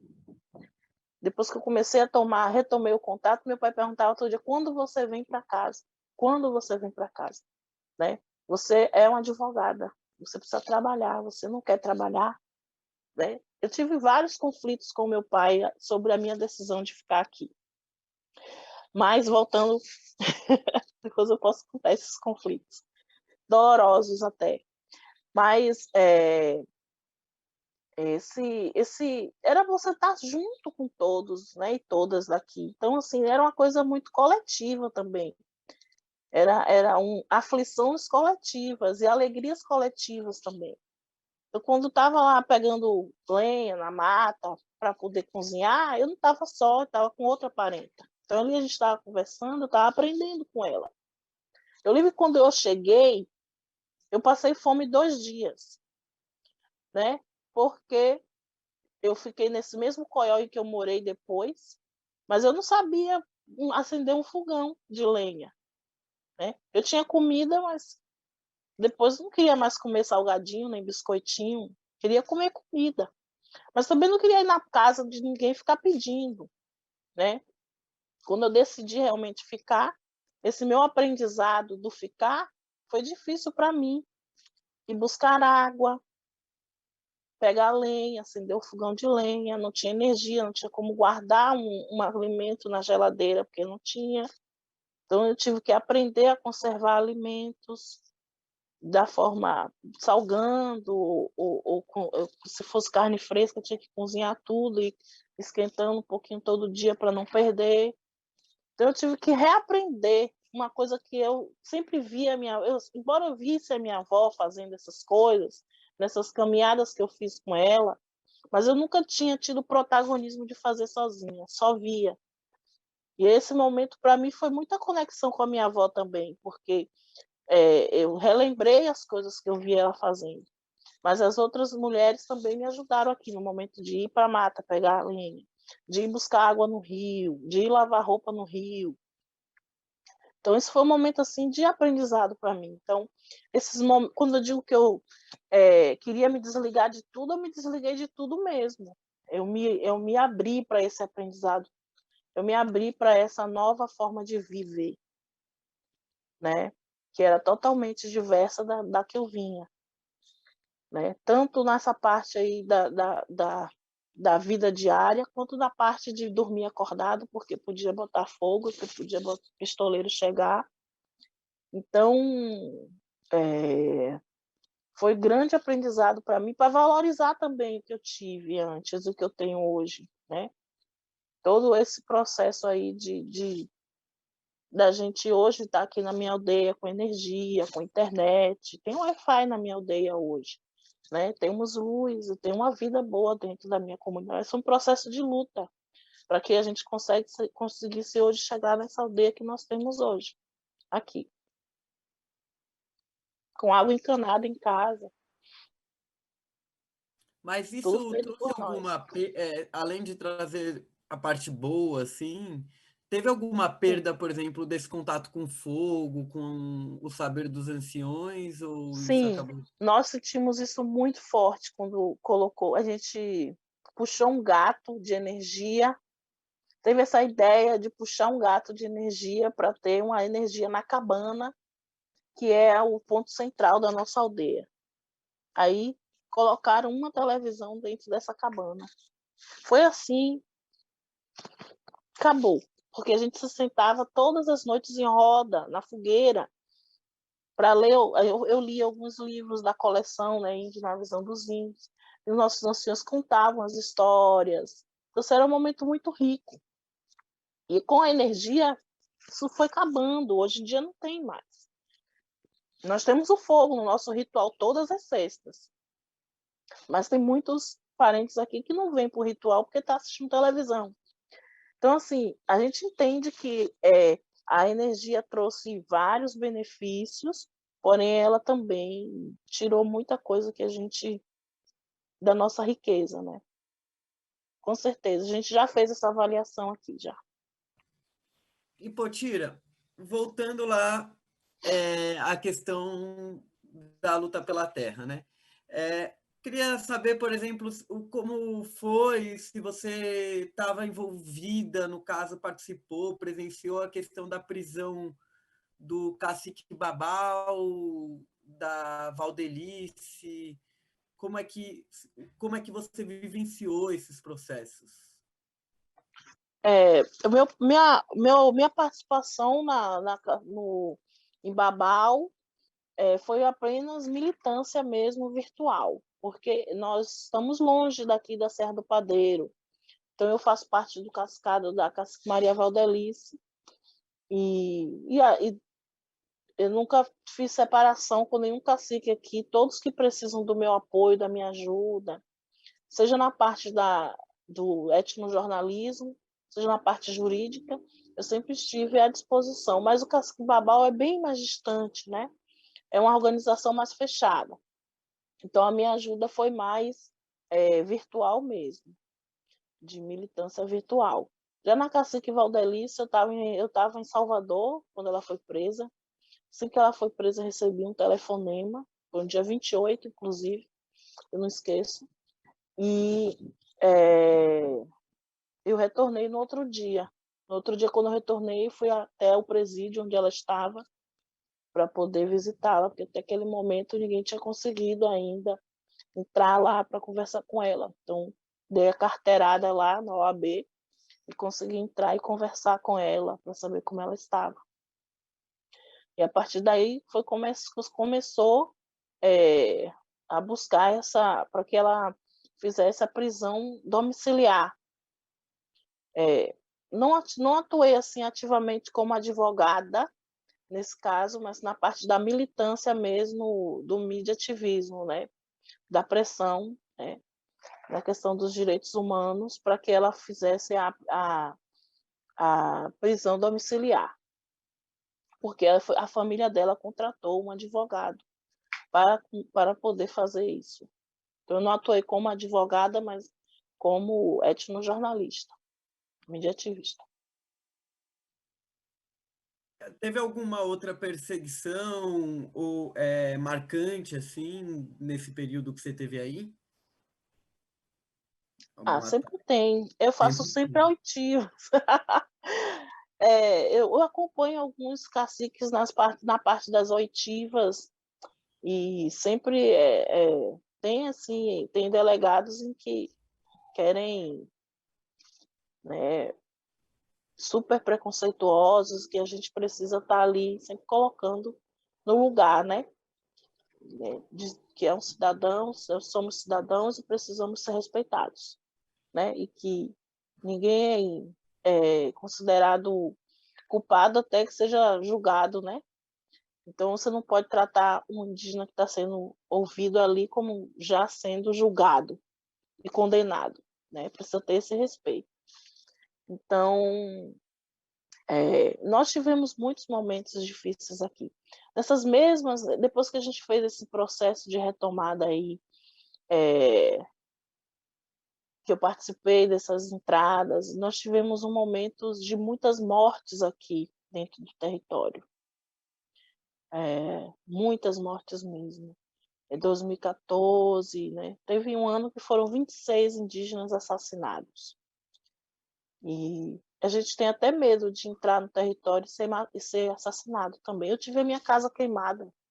Devido a esse meu trabalho de mídia ativismo, a minha casa colocaram fogo.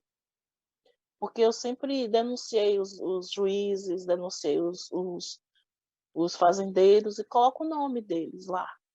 Então, em 2013, eu tive a minha casa incendiada, justamente por esse trabalho aí de comunicação.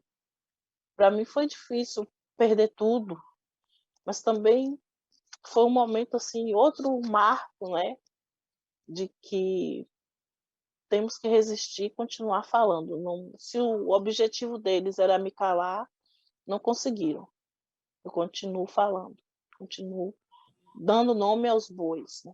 Mas como foi isso? Quem botou fogo na sua casa? Você pode falar também, às vezes não pode falar, né?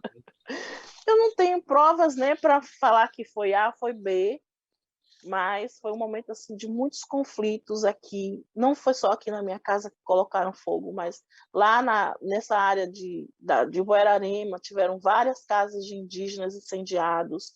Nesse mesmo momento teve até carros oficiais, teve incendiados, teve um indígena sequestrado quando ele estava passando aqui pelo território, um indígena que nem é daqui, foi o Álvaro Tucano não, foi o professor, esqueci o nome dele, Edson Caiapó?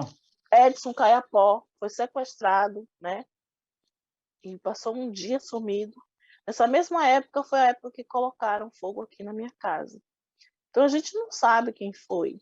Não houve investigação para saber quem foi que fez isso. Mas eu sei que foi uma represária ao meu trabalho como comunicadora, né? Como mídia ativista, né? Mas não sei dizer quem foi. Mas não me calaram. Eu continuei falando e vou continuar.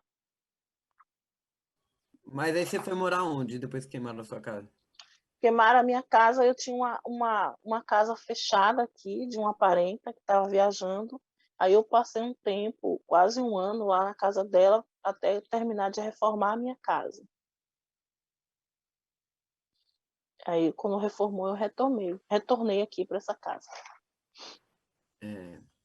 Potira, tem uma outra coisa que eu queria perguntar. Você realmente uma entrevista dá vontade de fazer 4 horas, né?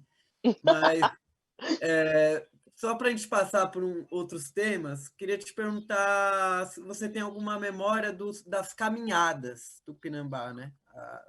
Aquela- Sim, muitas. As memórias são assim, a da força, né, do povo, né?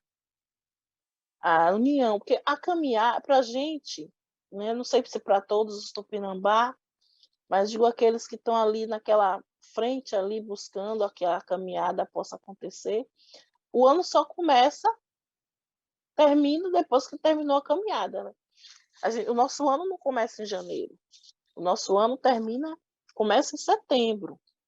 Termina uma caminhada, vamos respirar agora, começou o ano para a gente, vamos correr para poder fazer a caminhada do ano que vem. Então, é um marco assim, para a gente de resistência, um marco de união, onde descem os indígenas das serras e de todos os lugares do nosso território, para juntos caminhar em memória daqueles antepassados que foram assassinados. E o que me marca muito é cantar junto, tá ali, todo mundo ali na mesma pisada, né? E caminhando junto e cantando juntos. É muito forte. Só tá dentro ali para poder saber a fortaleza que é. Porque é uma voz que ecoa do coração e da alma e da ancestralidade. É muito forte mesmo. Nas últimas 2 caminhadas eu não caminhei, eu fiquei na cozinha, né, ajudando na cozinha, por também saber que a parte da alimentação é muito importante. Então, nas últimas 2 eu não caminhei.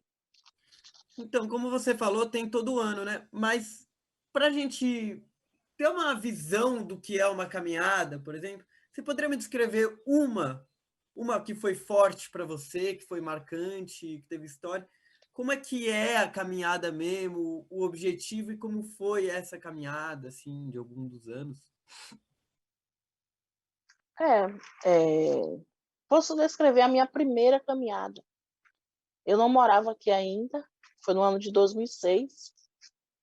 Eu vim para a caminhada. Então, um olhar de fora, né, naquele momento, porque eu não estava inserida em todo esse processo, mas vi os parentes chegando, todos felizes em poder caminhar, porque existe toda uma preparação anterior, né? O momento da caminhada é o final de algo que já foi acontecendo antes, que é chamar o povo, né? Antes da caminhada existia uma reunião, né? Existe uma grande assembleia, uma grande reunião com os parentes, um grande ritual no sábado à noite também, de preparação, o momento das pinturas, né? De escolher qual pintura a gente vai usar, de escolher qual é nossa mensagem com aquela pintura. E todo mundo concentrado, sabendo que está ali, lembrando os antepassados. Lembrando os antepassados foram assassinados. E lembrando também o caboclo Marcelinho, que foi um líder que na década de 30 lutou para que não construíssem uma ponte. Antigamente, para chegar em Olivença era muito difícil. E aí inventaram construir essa ponte para facilitar o acesso. E Caboclo Marcelino, ele visualizou que, tendo a fácil acesso, a gente ia ser invadido, né? E foi o que aconteceu nesse processo de perda de terras. Foi a partir do momento em que esse acesso, através dessa construção dessa ponte, liberou as pessoas de passarem aqui. E aí começou a ter casas de veraneio. A Olivença foi realmente invadida, né, por pessoas que queriam disputar das nossas belezas e das nossas riquezas, com a expulsão dos indígenas que moravam ali, em Olivença. Caboclo Marcelino foi super perseguido, morto, foi assassinado. Até hoje a gente não sabe o que aconteceu com o corpo dele. nem se ele realmente foi assassinado ou se está vivo. A gente não sabe, porque a gente não teve nenhuma resposta, né, nesse sentido. Então a gente lembra ele também, lembra que esse despertar dele para os nossos direitos, né, naquele momento ainda na década de 30. Então, quando a gente está se preparando, quando a gente está se pintando, e nas reuniões é sempre reverenciando esses antepassados. E a caminhada é reverenciando. A gente anda 7 quilômetros, né? Uma légua de corpos, né? Na carta que Mendes Sá escreveu para o rei de Portugal, quando teve a Batalha dos Nadadores, que no Cururupi foi o local da Batalha dos Nadadores, Mendes Sá fala que foram uma légua de corpos estirados na praia. Se esses corpos fossem estirados, seria uma légua. Uma légua equivale a 7 quilômetros. A gente caminha 7 quilômetros. Quando a gente caminha 7 quilômetros, a gente está lembrando uma légua de corpos.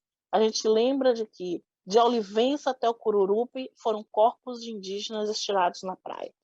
Então, cada vez que a gente pisa no chão, que a gente canta, a gente está também honrando esses antepassados aí que foram assassinados. E também honrando o caboclo Marcelino, que não queria a construção da ponte nesse mesmo espaço histórico do povo, que é lá no Rio Cururupi também. São 2 marcos históricos do povo.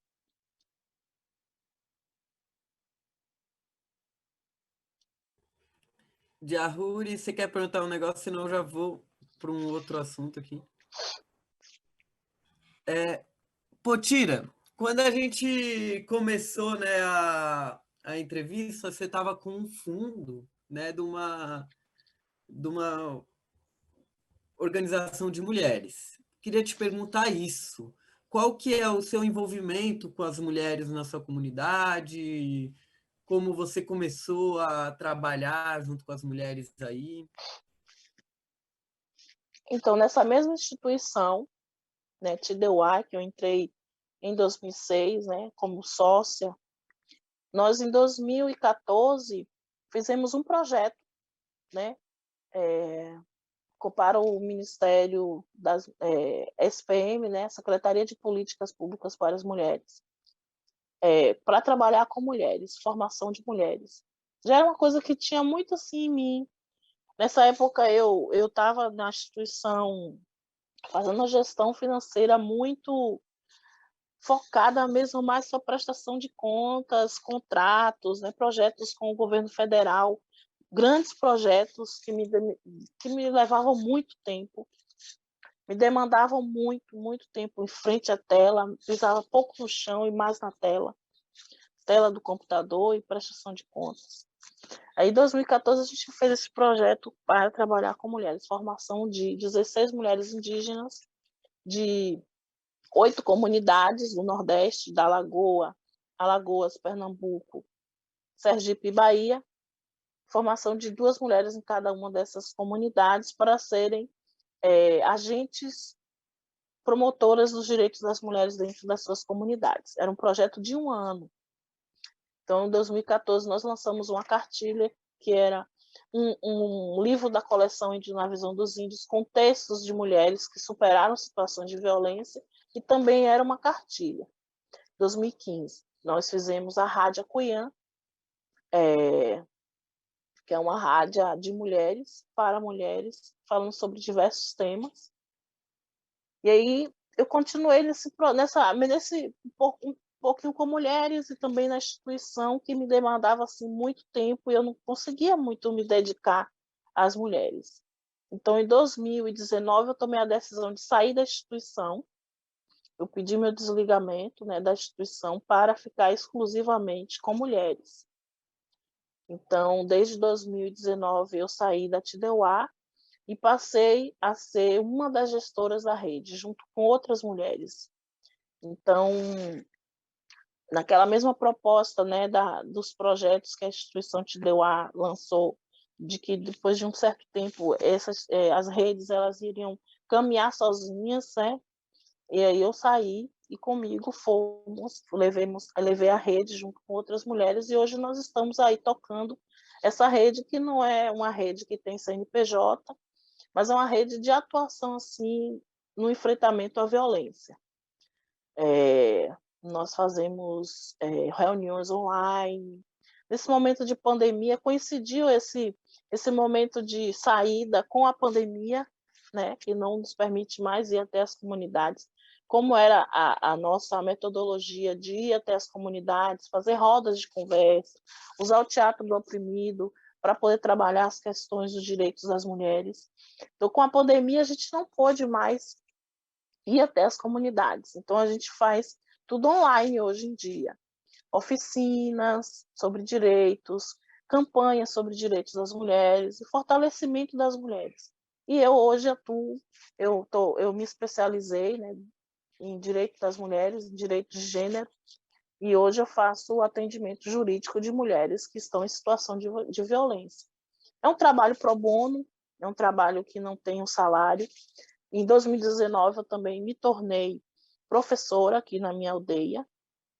Foi uma coisa assim que eu sempre tive muita resistência. Eu tinha sido convidada para ser professora antes, mas eu nunca tinha aceitado. E aí eu aceitei esse desafio, né, em 2018, que foi o ano que eu entrei como professora, de ser professora para poder trabalhar a questão dos direitos em sala de aula, trabalhar com a EJA. Então, eu sou professora noturna de adultos, justamente motivada a trabalhar a formação de lideranças aí à noite. Isso também me possibilitou poder sair da instituição, né, e ter pelo menos o mínimo para poder pagar minhas contas, mas e poder me dedicar mais a algo que, pensando nessa liberdade também, né, tentando resgatar um pouco daquela liberdade que eu tive quando cheguei aqui na comunidade, em que eu não tinha mais condição, eu não tinha possibilidade de participar de nada, totalmente imersa nas burocracias. Então, para mim foi assim libertador, né, estar professora, poder pagar a minha luz, né, poder pagar a minha internet e comer, e poder também estar doando o meu conhecimento em prol do meu povo. Claro que na instituição eu fazia isso também, mas era menos, porque era muita burocracia. Então, de 2019 para cá, eu estou mais assim, doando o meu conhecimento para ajudar meu povo. Não só o povo do Tupinambá, mas todas as mulheres que vêm me procurando aí.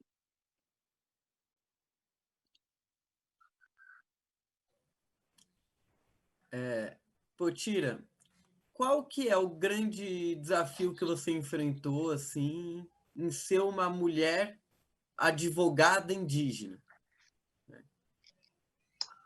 Ai, assim, existe ainda o machismo, né?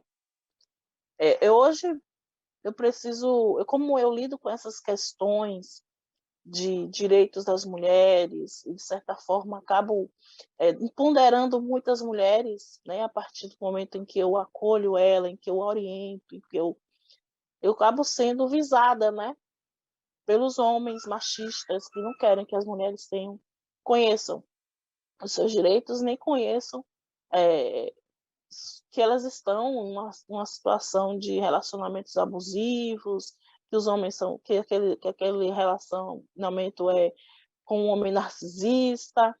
Então a gente acaba sendo visada, né? Então assim, a minha segurança hoje não é a mesma de 2018, por exemplo, em que eu não estava tão atuante com as mulheres.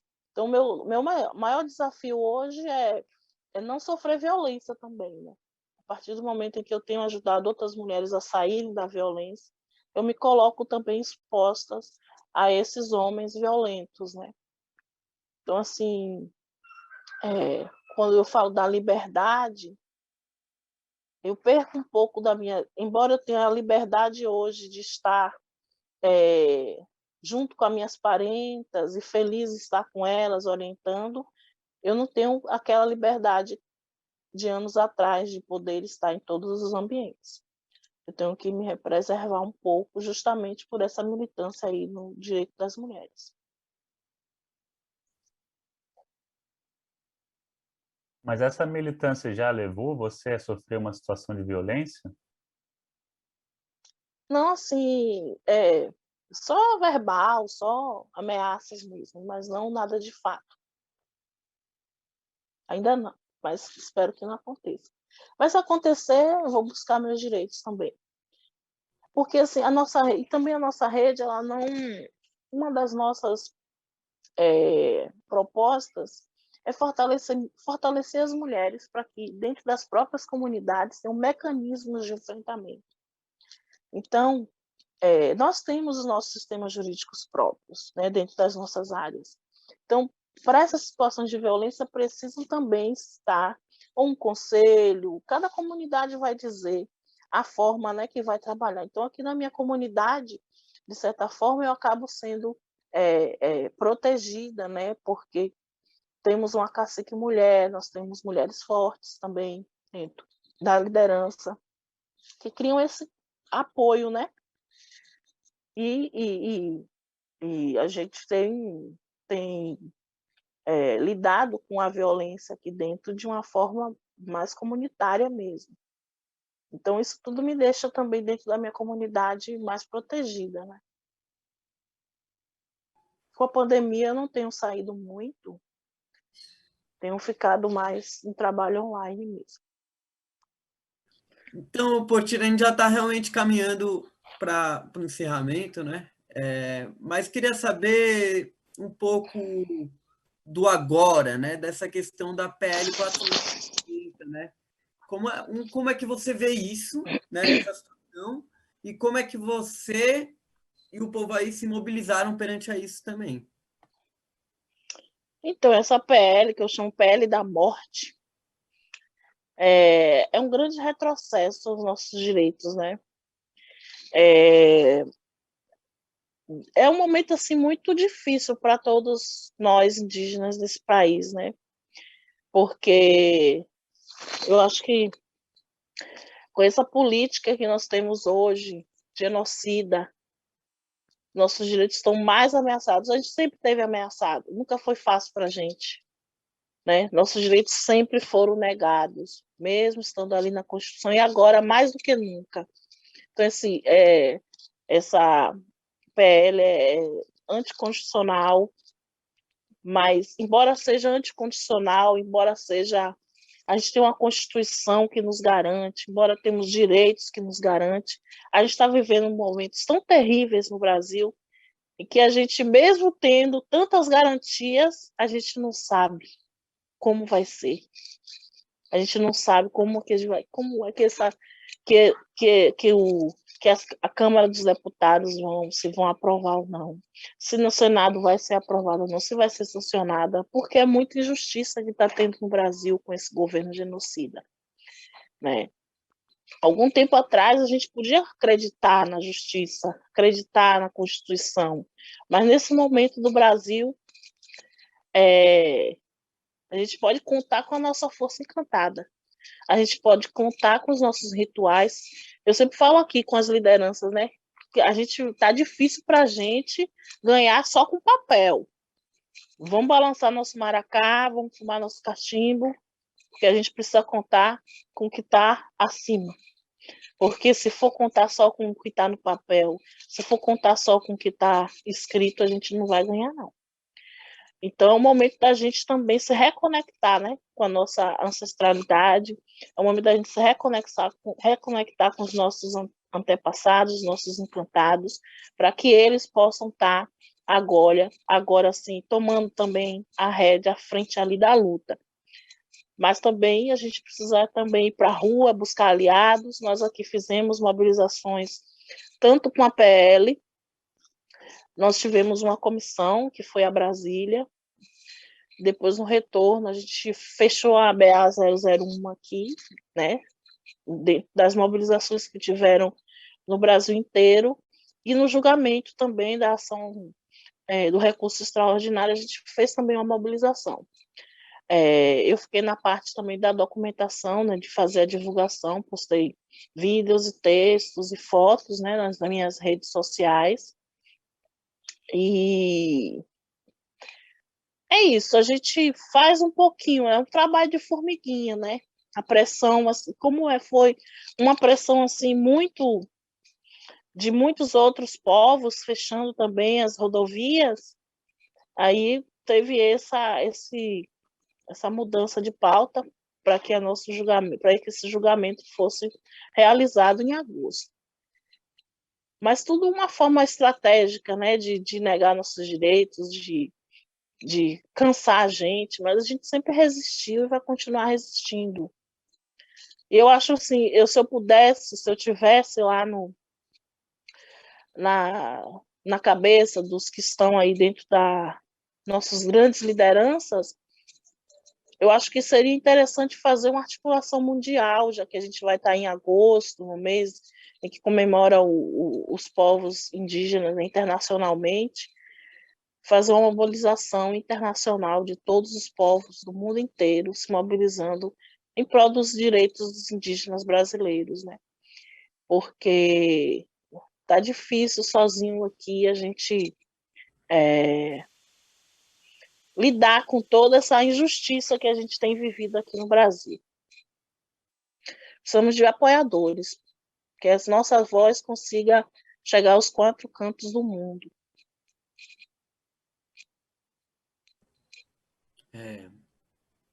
Forte. Pô, Tira, uma última pergunta que a minha amiga Renata Tupinambá falou que não podia deixar de perguntar isso para você, né? Hum. Como foi seu processo de ser mãe? Olha, eu não queria ter filhos. A princípio, não tinha um planejamento assim de ser mãe, de ter filhos, justamente pela minha loucura, né? Minha correria.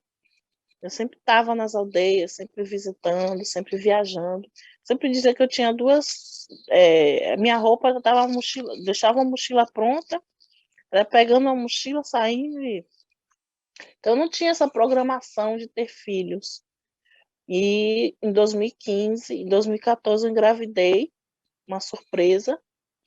E aí em 2015, meu filho nasceu. O nome dele é Taiguara, que significa índio que vive livre na aldeia.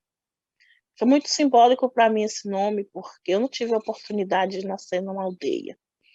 E hoje meu filho ele está aqui correndo aí na aldeia. Está brincando com os amigos, com os parentes dele. O pai dele é um tupinambá de Olivença, né?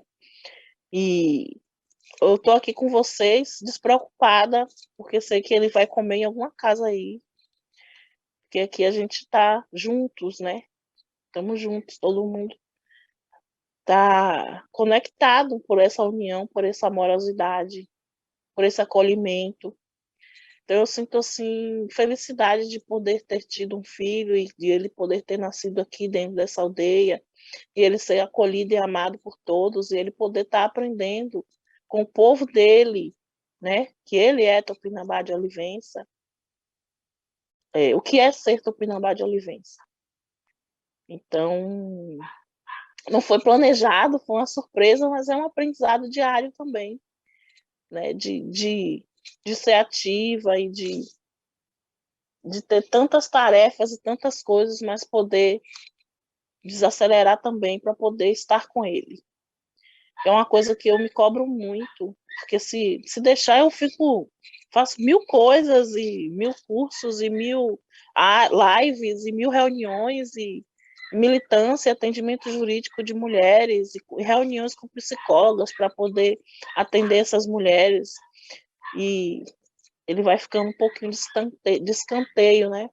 E eu tenho me policiado muito nesse sentido de poder. Ele fala comigo, mamãe, a gente não precisa de muita comida.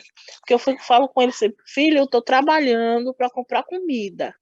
E ele me falou esses dias, mãe, a gente não precisa de muita comida. A comida que tem aqui já dá. Ele não sabe falar para mim que preciso de você, mãe, desacelera. Vem brincar comigo, vem sentar comigo. Né? Vamos cantar, vamos dançar, vamos brincar, sentar aqui.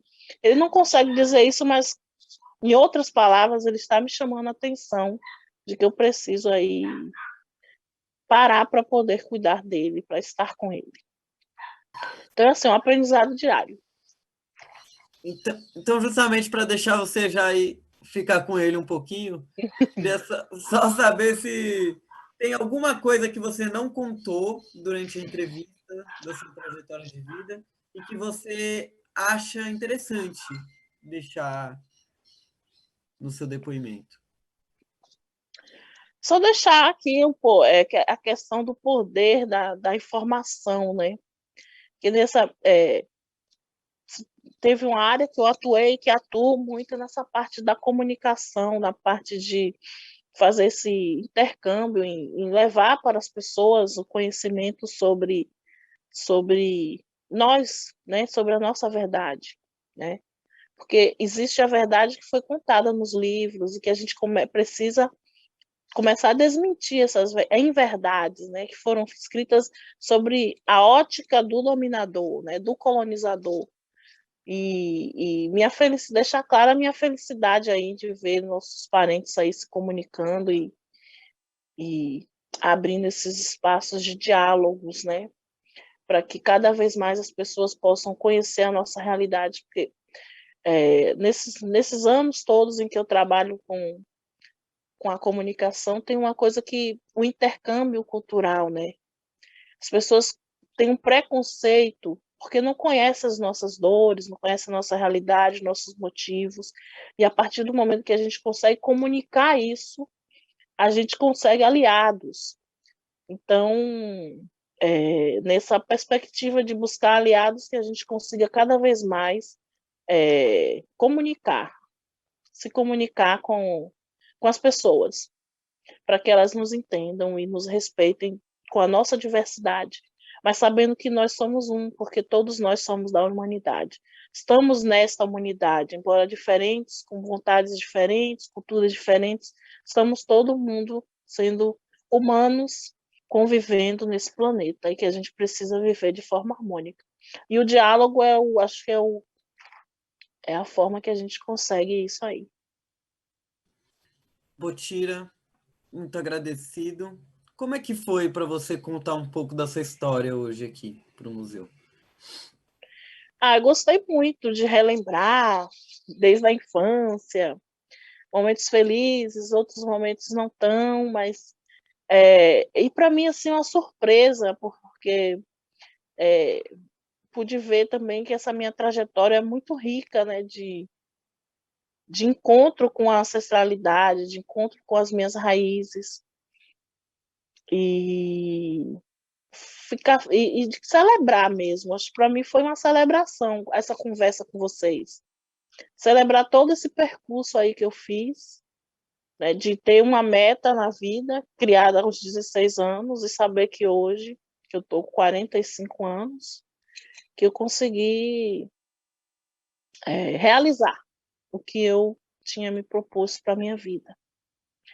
Embora tenha tido muitos conflitos familiares devido à minha decisão de estar militante, estar assumindo a minha identidade indígena acima da minha profissão de advogada. Eu tive muitos conflitos com meu pai por isso, mas que hoje ele reconhece e aplaude tudo que eu fiz e toda a minha trajetória. Para mim isso é muito gratificante hoje ter conversado com vocês, lembrar todo esse percurso, saber onde eu estou hoje e saber que minha família me aplaude também por tudo que eu realizei. Para mim é super gratificante poder lembrar disso tudo. Então, Cotira, a gente te agradece, né? E te encerra essa entrevista maravilhosa mesmo, te agradecendo demais, esperando, né, que essa entrevista possa contribuir também para a luta do seu povo e de todos os povos, assim. Gratidão também.